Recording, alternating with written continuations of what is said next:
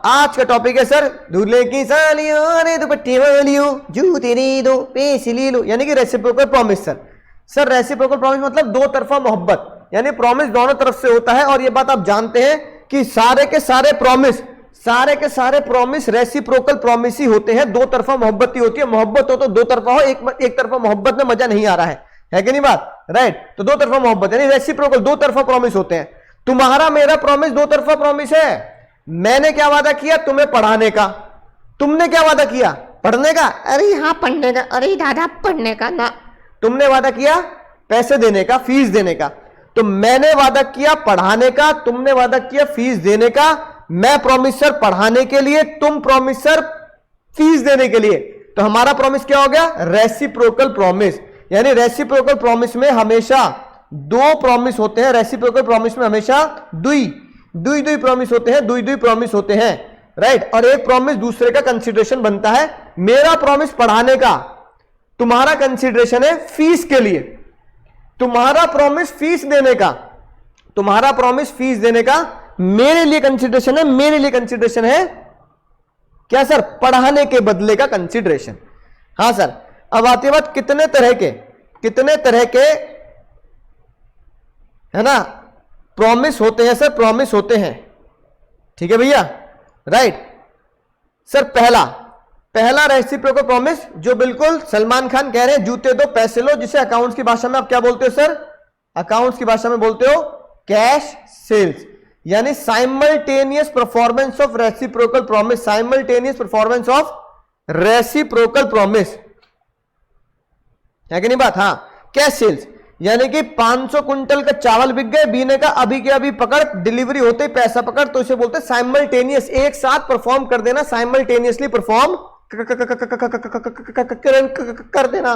हाँ सर। दूसरे तरह के प्रॉमिस जो हम देखते हैं, मुथूट फाइनेंस, याद आ गई होगी बात, याद आ गई नहीं आ गई, याद आ गई सर, याद आ गई। मुथूट फाइनेंस वाला एड भी देख लिया था। गोल्ड लोन यानी कि वो कह रहे हैं लोन तभी मिलेगा पहले आप गोल्ड गिरवी रखेंगे, पहले गोल्ड गिरवी, देन ओनली लोन। इसका मतलब यहां पहले मुझे गोल्ड को गिरवी रखना है तभी मुझे लोन मिलेगा। यहां पे मुझे प्रॉमिस का जो परफॉर्मेंस है वो पहले से फिक्स कर दी गई है। Order is fixed, order of performance is expressly fixed, order is fixed, order is fixed. तो जहां पर ऑर्डर फिक्स होता है वहां पर प्रॉमिस आपको उसी वे में परफॉर्म करना है, उसी वे में परफॉर्म करना है। बात समझ में आ गई सर, समझ में आ चुकी है बात। लेकिन कुछ जगह पर ऑर्डर जो है इंडिकेटली यानी कहकर, बोलकर, लिखकर फिक्स नहीं किया जाता, पर ट्रांजैक्शन की नेचर ही ऐसी होती है, ट्रांजैक्शन की नेचर ही ऐसी होती है कि हमें पता होता है पहले मुझे ही काम करना पड़ेगा। जैसे भैया मैं तुम्हें कह रहा हूं मैं तुम्हारी टेस्ट कॉपी चेक करूंगा, अरे भैया करूंगा, तुम्हें सारी भेज भी दी, पुराने पहले वाले टेस्ट की तो है ना, इससे पहले वाले। लेकिन ऑर्डर परफॉर्मेंस बताने की जरूरत नहीं है, पहले से तुम्हें पता है कि तुम पहले सबमिट करोगे फिर मैं चेक करूंगा, तुम पहले सबमिट करोगे फिर मैं चेक करूंगा। ऐसे जब आप बैंक से लोन लेते हैं, और बैंक कहता है कि भैया लोन तभी देंगे जब सिक्योरिटी गिरवी रखोगे, तो ये गिरवी रखने की, सिक्योरिटी गिरवी रखने की बात लिखने की जरूरत नहीं है, लिखा पड़े की कोई जरूरत ना है बनना। तुम्हें बिना लिखे पता है कि पहले मैं सिक्योरिटी दूंगा, पहले मैं सामान गिरवी रखूंगा, तब बैंक मुझे लोन देगा, लोन दे रहे भैया, तब बैंक मुझे लोन देगा, राइट। तो आपको पहले से पता होती है बात बिना लिखे भी, क्योंकि आपकी ट्रांजैक्शन का नेचर ही ऐसा पाया जाता है। 54 क्या बोलता है कि एक बंदे को बाद में परफॉर्म करना है और जिसको पहले परफॉर्म करना है वो परफॉर्म नहीं कर रहा, फेल्स टू परफॉर्म। यानी कि अगर मुझे लोन लेना है, तुम्हें लोन लेना है, मुझे लोन लेना है, तुम्हें लोन लेना है, और बैंकर कह रहा है भैया पहले तुम्हें सामान गिरवी रखना पड़ेगा, पहले तुम्हें सिक्योरिटी गिरवी रखनी पड़ेगी रे पुष्पा, गिरवी रखनी पड़ेगी, है ना। तो अगर तुम गिरवी नहीं रखते तो you can not claim performance of bank. तो आप बैंक के पीछे, बैंक के मूंछों पे नहीं लटक सकते। आप बैंक के मैनेजर के पास गए, मैनेजर की मूंछों पे लटक गए, अरे भैया लोन दे दे, भैया लोन दे दे, अरे उसकी मूंछों पे लटक जाओगे तुम। वो कह रहा है भैया लोन कहां से दूं, पहले गिरवी दे रखोगे सामान, पहले सिक्योरिटी तो दे दो। तो बैंक को आप कंपेल नहीं कर सकते लोन देने के लिए, right. And is also liable for compensation for his non performance. और वो बल्कि तुम्हें कह सकता है भैया तुम अपना पूरा काम नहीं कर रहे कॉन्ट्रैक्ट के हिसाब से। समझ गए बनना, समझ गए सर। दो केस बहुत ही शानदार जानदार एग्जाम में ये आए, बहुत सिंपल केस सर। क्या था सर? ए ने बी का शिप हायर किया और क्या बोला कि ए कह रहा है कि मैं शिप में सारा सामान लोड कर दूंगा, सारे डब्बे लोड कर दूंगा। कार को बोलते डब्बे, सारे डब्बे लोड कर दूंगा, बी का शिप किनारे पे खड़ा है, टाइटैनिक का गाना बजते हुए, जैक और रोज आंटी दोनों हाथ फैलाए, जैक आंटी रोज आंटी दोनों हाथ फैलाए, इस बार शिप के पीछे की साइड पे खड़े हैं, कह रहे यहीं से कूद जाएंगे। अब दोनों खड़े इंतजार में कि सामान लोड होगा तो चल देंगे वापस, सामान लोड होगा तो चल देंगे वापस, सामान लोड होगा तो चल देंगे इंग्लैंड को, सामान लोड होगा तो चल देंगे। लेकिन भैया ए डज नॉट प्रोवाइड द सामान, ए डब्बे प्रोवाइड नहीं कर रहा, बी का शिप यूं ही खड़ा रह गया। ए डब्बे प्रोवाइड नहीं कर रहा, बी का शिप यूं ही खड़ा, जैक अंकल रोज आंटी भी यूं ही खड़े हैं बस। अब जब ए सामान नहीं दे रहा, A can not claim performance of B promise, तो वो बी की परफॉर्मेंस को क्लेम नहीं कर सकता कि भाई शिप लेके आ लेके जा, बल्कि बी को जो लॉस हुआ है उसका शिप ए की वजह से खड़े रहकर बी को जो लॉस हुआ है वो परफॉर्मेंस के लिए क्लेम कर सकता है कि तेरी वजह से मुझे ये लॉस हो गया, तेरे चक्कर में यहां खाली शिप खड़ा करना पड़ रहा है। ऐसा कैसे चलेगा? ऐसे ही दूसरा केस देखो, ए ने कहा बी को भाई तू मेरा घर ठीक कर दे, लकड़ी का काम कर दे। ए कह रहा है लकड़ियां मैं दूंगा, ए कह रहा है लकड़ी मैं दूंगा, टिम्बर मैं दूंगा, है ना, राइट। ओ सॉरी, बी कह रहा है ठीक है मैं टिम्बर दे दूंगा sir, B supplying the timber for the work, लेकिन B refuse to furnish any timber, B ने लकड़ियां देने से मना कर दिया। A need not execute the work, B is bound to make the compensation. तो भैया ए भी अपना काम नहीं करेगा और बी से वो कंपनसेशन मांगेगा, तेरे चक्कर में मेरा काम अटका पड़ा है कि नहीं बात? बोलो समझ गए सर, मजा आ गया सर। तो ये 54 बोलता है ना सर, 52 पढ़ लिया, 51 पढ़ लिया, 52 पढ़ लिया, 54 पढ़ लिया, 53 देखो क्या कह रहा है सर, अगर एक बंदा दूसरे को रोकता है परफॉर्म करने से, ये बात हम जानते हैं, पहले भी जान चुके हैं, अगर वन पार्टी रोकती है दूसरे को परफॉर्मेंस करने से, तो कॉन्ट्रैक्ट क्या हो जाता है सर? वॉइडेबल हो जाता है, कॉन्ट्रैक्ट वॉइडेबल हो जाता है। पार्टी जिसको रोका गया है सो प्रिवेंटेड कि वो कंपनसेशन क्लेम करे। तुम आगे सब क्लास में पढ़ने, मैं कह रहा हूं आज ना पढ़ रहे भैया, आज ना पढ़ रहे, मजा ना आ रहा, आज ना पढ़ रहे, है ना। तो भैया जिसको रोका जा रहा परफॉर्म करने से कि तुम अपना काम परफॉर्म करो, या मैं पढ़ाने आ रहा हूं, तुम कह रहे हो आज मत पढ़ाओ, तो मैं नॉन परफॉर्मेंस, मेरे को परफॉर्म क्लेम करने नहीं किया जा रहा, मुझे परफॉर्मेंस करने नहीं दी जा रही, तो मैं तुमसे क्लेम कर सकता हूं और कॉन्ट्रैक्ट वॉइडेबल होगा। देखो ये क्या लिखी है बात, ए ने और बी ने कॉन्ट्रैक्ट किया कि बी कुछ काम करेगा ए के लिए 1000 रुपए के लिए, B ready and willing to do, B कह रहा है ठीक है भैया मैं 1000 रुपए में कर दूंगा, लेकिन रेड पेन से देखो क्या लिखा है, ए ने कहा तू मत कर भाई, रहने दे, मैं नहीं करवा रहा तेरे से काम, तो कॉन्ट्रैक्ट वॉइडेबल हो गया at the option of B, और बी चाहे तो कंपनसेशन क्लेम कर सकता है जो उसका टाइम खराब हुआ, जो उसका समय और एफर्ट्स खराब हुए बी के यहां तक, ए के पास पहुंचने के लिए। ठीक है मुन्ना सर, बात समझ में आ चुकी है, मजा आ चुका है सर। एप्रोप्रिएशन ऑफ पेमेंट बहुत ही आसान, बहुत ही चटपटा कॉन्सेप्ट सर याद आ गई होगी बात, है ना, गोद भराई सर मैंने तुम्हें 3 चीजें बेची, 3 चीजें, ये रिमोट बेच दिया, ये मोबाइल बेच दिया, पुष्पा रिमोट बेच दिया, मोबाइल बेच दिया, पेन बेच दिया, ठीक है, 3 चीजें तुम्हें बेची, यानी मैं 3 चीजों का सेलर, तुम 3 चीजों के बायर। क्वेश्चन नंबर 1 है ना, चलो अमाउंट लिख देते हैं सर पेन, रिमोट, मोबाइल, थोड़ा आसान करने के लिए पेन 100 रुपए का, रिमोट 500 रुपए का, मोबाइल 10,000 रुपए का। मजा आ गया सर, है ना।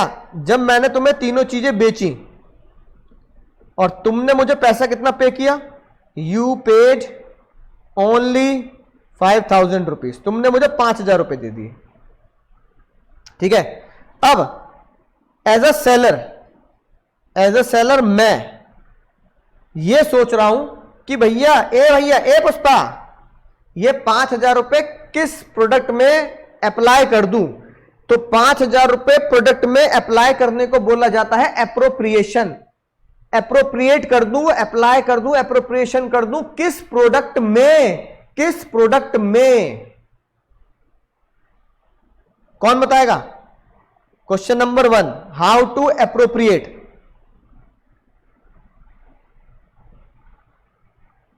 तो आंसर क्या है सर? पहला आंसर डेटर बताएगा, डेटर बताएगा सर, डेटर बताएगा, बिल्कुल सही बात सर। तुम बताओगे कि सर, तुम बताओगे 5 पहले इसमें लगा दो, पेन और रिमोट की लायबिलिटी बच जाएगी और मोबाइल की 5 बच जाएगी। क्वेश्चन नंबर 2, डेटर ने नहीं बताया, डेटर ने नहीं बताया, तो कौन बताएगा सर? बिल्कुल सही, सही बच्चे सही जवाब दे रहे हैं सर, क्रेडिटर बताएगा। क्रेडिटर लॉफुली अप्लाई कर देगा, क्रेडिटर लॉफुली अप्लाई कर देगा, बिल्कुल सही सर। क्वेश्चन नंबर 3, ना डेटर बता रहा, ना क्रेडिटर बता रहा,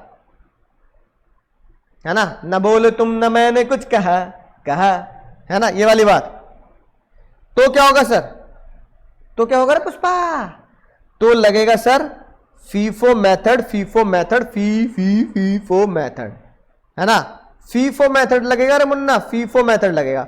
यानी जो पहले बिका पहले उसमें अप्लाई करेंगे। जैसे मैंने बोला पहले रिमोट बिका, फिर पेन बिका, फिर मोबाइल बिका, तो इसी सीक्वेंस में अप्लाई करना है, इसी सीक्वेंस में अप्लाई करना है, इसी सीक्वेंस में अप्लाई करना है। यानी फीफो मेथड का मतलब हुआ, एग्जाम में फीफो मेथड लिखेंगे sequence of sale, sequence of sale. Question number 4, कोई सीक्वेंस नहीं है, there is no sequence as all product sold together, सारे एक साथ बेचे गए हैं ना मुन्ना मुन्नी, अब क्या करें? तब आप बांटेंगे रेशियो में, रेशियो ऑफ द प्राइस, जब आप प्राइस के रेशियो में बांटेंगे, प्राइस के रेशियो में बांटेंगे। तो ये बहुत ही शानदार जानदार 4 क्वेश्चन हमें याद आ गए सर, है ना। डेटर बताएगा 59, क्रेडिटर बताएगा 60, डेटर 59, क्रेडिटर 60, और डेट ऑर्डर ऑफ टाइम यानी सीक्वेंस, ऑर्डर ऑफ टाइम बोले तो सीक्वेंस 61, और रेशियो यानी प्रोपोर्शनेटली 61। तो 59, 60, 61, 59, 60, 61। मजा आ गया सर, मजा आ गया सर। और भैया बोलो जल्दी, जय महेशमते, जय महेशमते। सर माता जी शिवगामिनी, शिवगामिनी माता कहे अगला राजा होगा अमेंद्र बाहुबली। तो भैया अमेंद्र बाहुबली परेशान, यूं लटके हुए ऊपर, अरे मम्मी क्या कर दिया, अरे दादी मेरे साथ क्या कर दिया दादी, अरे दादी तुमने लपेट लिया, तुमने फंसा दिया दादी। कह रहे पिताजी क्या छोड़ गए मेरे लिए, पिताजी क्या छोड़ गए? अमेंद्र बाहुबली कह रहे हैं भैया पापा के चक्कर में मुझे लपेट लिया दादी तुमने, दादी तुमने पापा के चक्कर में मुझे लपेट लिया, मुझे यूं रख रखा, क्या कर रहे हो दादी, पापा। तो वो कह रहा पापा चला गया, पापा पीछे छोड़ गए असेट्स, पापा पीछे छोड़ गए लाइबिलिटी। अमेंद्र बाहुबली कह रहा है असेट्स तो ले लूंगा, असेट्स लूंगा, लाइबिलिटी नहीं चाहिए, लाइबिलिटी नहीं लूंगा। क्या ऐसा हो सकता है भैया? अरे मुन्ना कैसा हो सकता है, कैसा हो सकता है भैया? ना हो सकता, नहीं हो सकता भैया, नहीं हो सकता। As per the concept of succession, succession कहता है बोथ बर्डन एंड बेनिफिट दोनों आपको लेने पड़ेंगे, दोनों आपको लेने पड़ेंगे।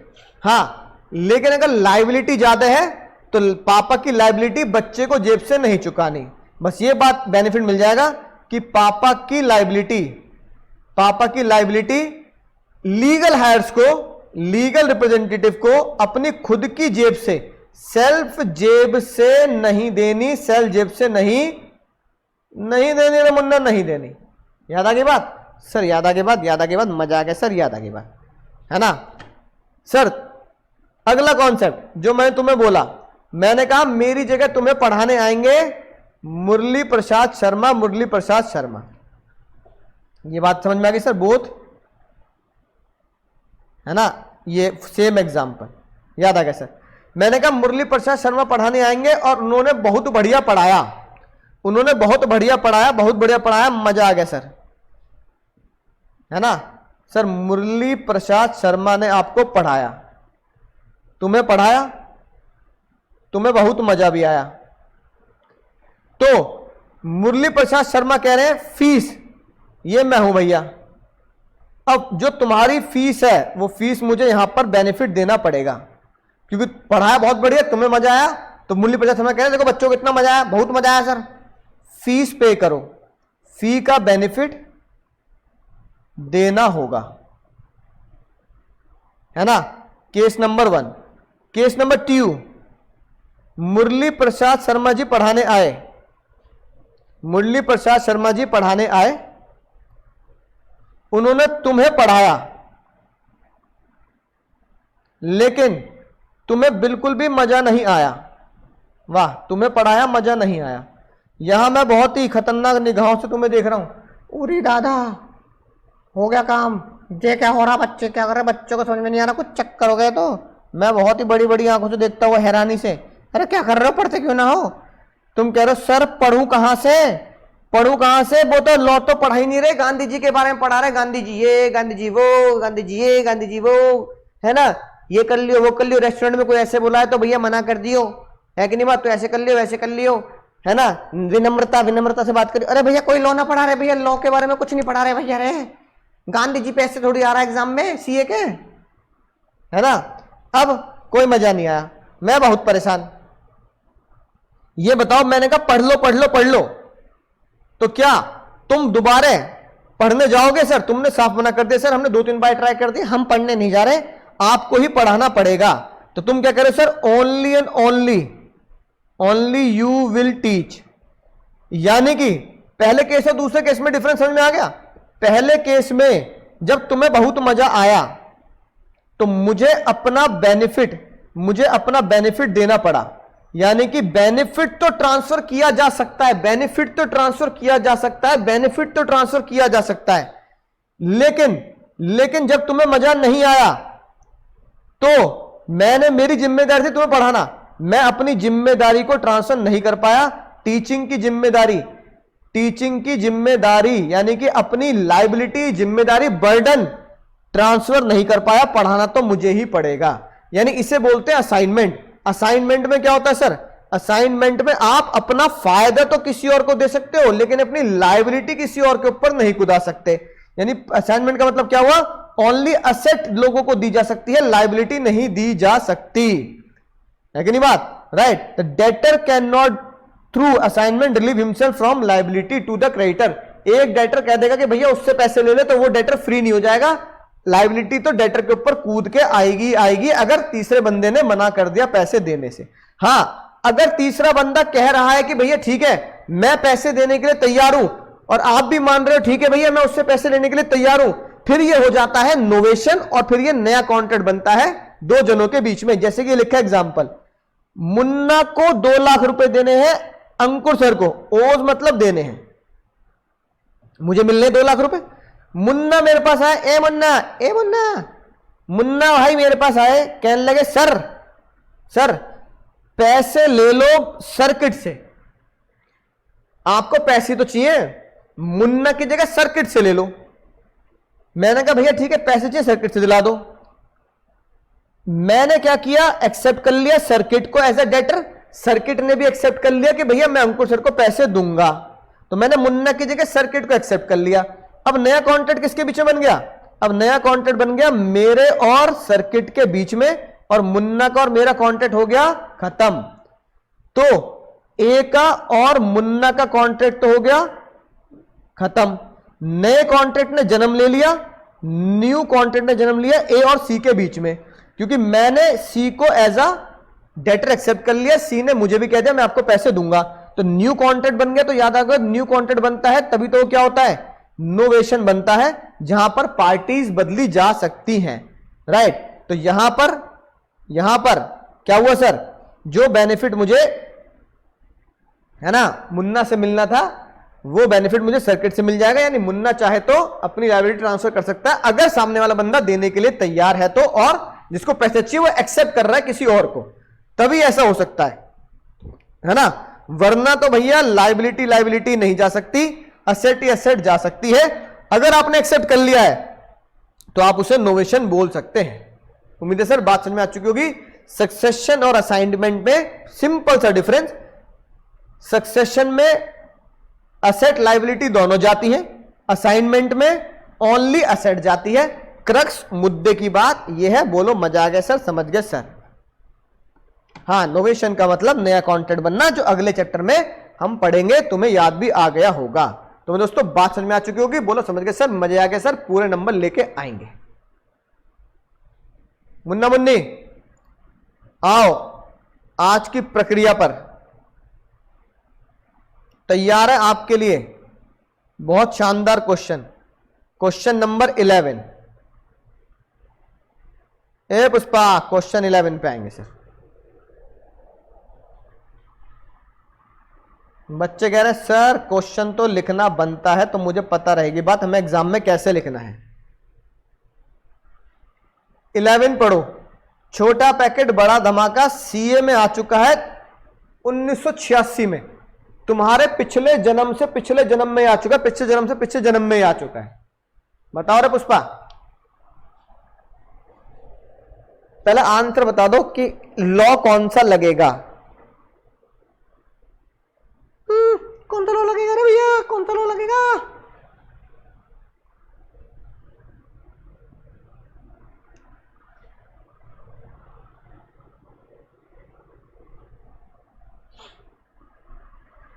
Not liable.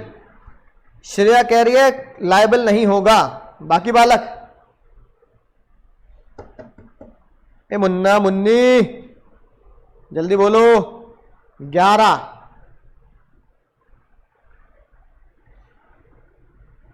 बाकी बालक, स्नेहल 68। बाकी बालक,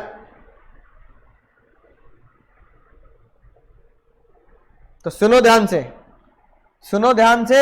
अभी प्रैक्टिस करोगे तो भैया एग्जाम में गलती नहीं होगी। कसम मां भवानी की, एग्जाम में भैया गड़बड़ मत कराइए रे पुष्पा।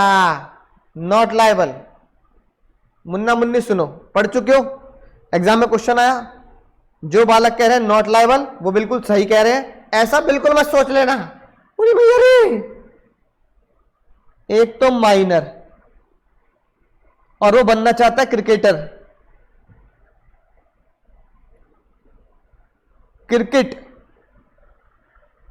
माइनर किस चीज के लिए एलिजिबल होता है, यानी माइनर किस चीज के लिए लायबल होता है पे करने के लिए? सर धारा 68 कहती थी अगर नेसेसिटीज हैं तो माइनर की प्रॉपर्टी से, माइनर को हाथ मत लगाना, माइनर की प्रॉपर्टी से लपेट लेना। सर रोटी कपड़ा मकान एजुकेशन मेडिकल फ्यूनरल अंतिम क्रिया का सामग्री वगैरह, ये रेंट और केस अगर कोई चल रहा है, मैं ये सहायता लेता हूं तो मेरी नेसेसिटीज होती हैं। रोटी कपड़ा मकान एजुकेशन। एजुकेशन का मतलब आज तक तुम क्या समझते आए हो? एजुकेशन का मतलब आज तक तुम समझते हो पढ़ाई? भैया एजुकेशन का मतलब ओनली पढ़ाई नहीं होता रे पुष्पा। एजुकेशन का मतलब होता है कोई भी ऐसी चीज जिससे मैं एजुकेट हो रहा हूं, जिससे मुझे स्किल मिल रही है, जिससे मेरे अंदर का डेवलपमेंट हो रहा है। तो sports is also the skill and education. Sports भी स्किल एंड एजुकेशन में आती है रे मुन्ना। फंस गए तुम, यहां फंस गए। 1986 का क्वेश्चन रिपीट हो गया तो नंबर 0 लाओगे तुम। भैया यहां पर सेक्शन 68 अप्लाई होगा और माइनर लायबल होगा। यानी कि प्रोफेशनल क्रिकेट खेलना और सीखना is equal to education, is equal to education. पहले बोलो समझ गए सर, मजा आ गया सर। केस जो आया था कि क्रिकेट भी एजुकेशन है स्पोर्ट्स भी एजुकेशन है, रॉबर्ट वर्सेस ग्रे। तो रॉबर्ट वर्सेस ग्रे अगर याद हो जाए केस लॉ तो बहुत बढ़िया बात है, मजा आ जाएगा एग्जाम में, मजा ही आ जाएगा। बोलो समझ गए सर, मजा आ गया सर। अब बताऊंगा इसे लिखना कैसे है। अब चेक करते हैं इसे लिखना कैसे। उम्मीद है आपको समझ में आ चुकी है। नया इसलिए कह रहा हूं भैया, जो मैं तुम्हें पीडीएफ भेज रहा हूं वो भैया बहुत ब्रह्मास्त्र समझ लो उसे भैया, ब्रह्मास्त्र तरीके से तहजीब से पढ़ेंगे सर।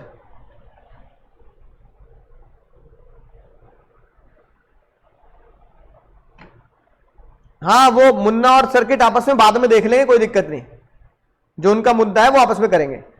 अब बताओ, लिख के बताएं, समझ गए? अब देखो लिखना कैसे है, लिखना ऐसे है। अब देखो लॉक नंबर 7 भी सेम पैटर्न पर है, लॉक नंबर 7 भी सेम पैटर्न पर है, सेम पैटर्न पर है ना। एजुकेशन, तो एजुकेशन पे भी 68 लगता है, यहां सीधा सीधा एजुकेशन है। ठीक है भैया, तो 7 और 11 सेम है, इसलिए मैंने हेडिंग क्या डाली, इसलिए मैंने हेडिंग डाल दी सॉल्यूशन, या सॉल्यूशन लिख देता हूं चलो, आंसर 11 एंड 7। ठीक है। अब जब मैं शुरुआत करूंगा तो कैसे करूंगा सर? जब मैं शुरुआत करूंगा तो ऐसे करूंगा, साइड पे क्या लिखूंगा रे मुन्ना?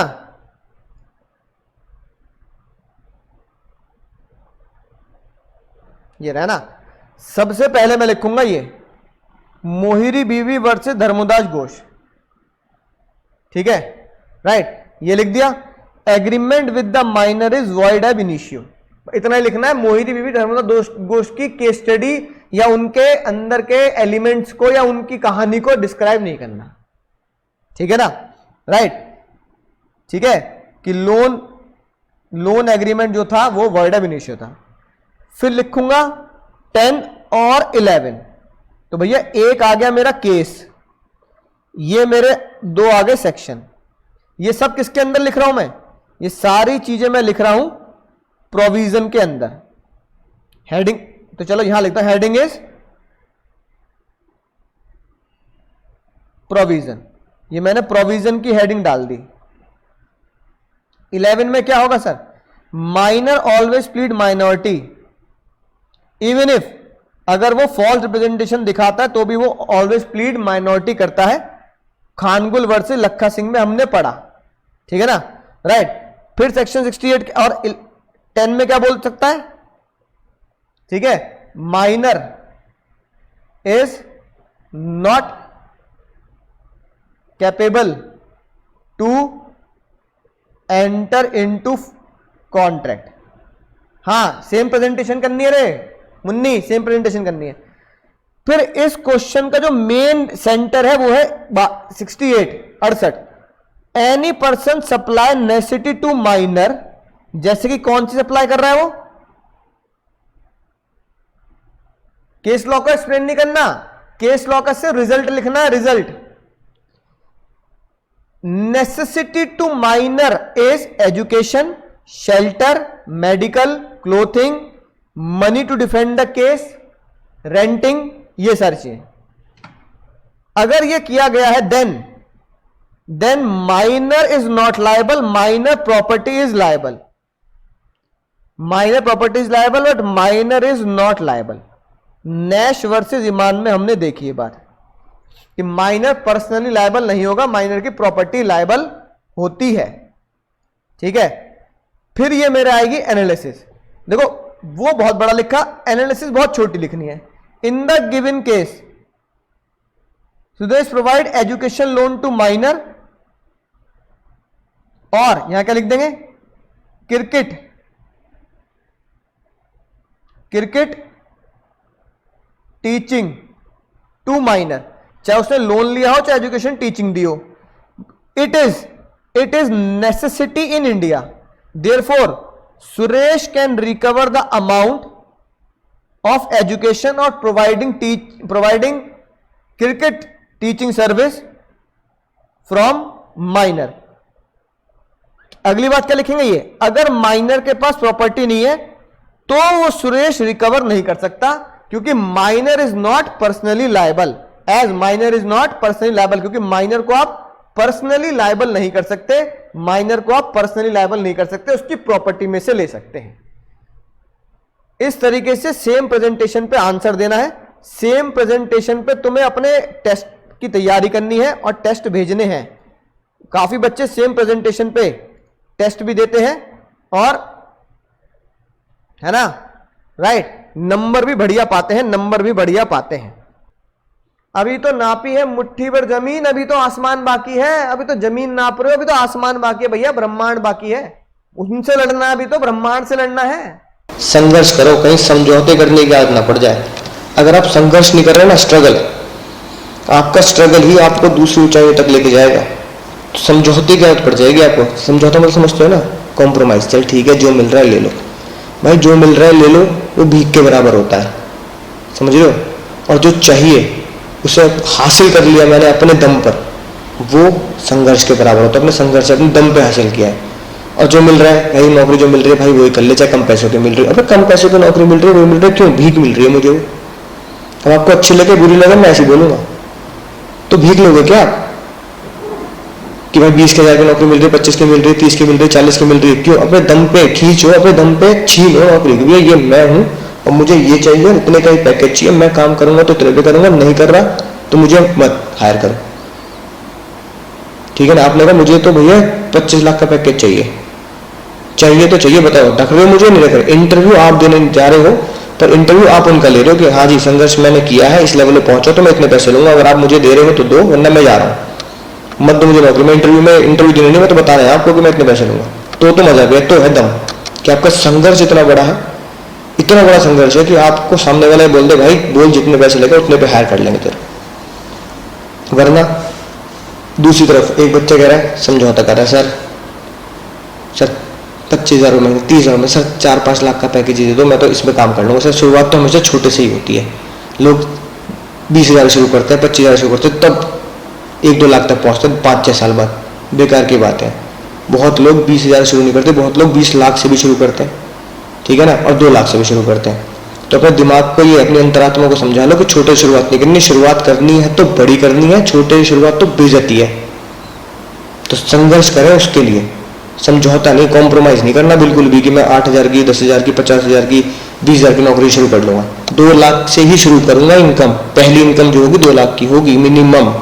आज से 4 या 5 साल के बाद मिनिमम 2 लाख की। 2 लाख का अगर पर मंथ की इनकम शुरू नहीं हुई ना, ठीक है, तो लानत है मेरे ऊपर। तो संघर्ष को इतना बड़ा करें कि आप इंटरव्यू देने नहीं, आप सामने वाले बैठे हुए 4-5 लोगों का इंटरव्यू लेने जा रहे हैं, उनको इंटरव्यू देने नहीं जा रहे। आप उन्हें बताएंगे कि मैं इतने पे जॉब करूंगा या इतने पे काम करूंगा, बताओ दे रहे हो तो दो, वरना जा रहा हूं। तो इंटरव्यू देना नहीं है किसी को जाके, आज से 4 साल 5 साल के बाद इंटरव्यू लेना है उनका।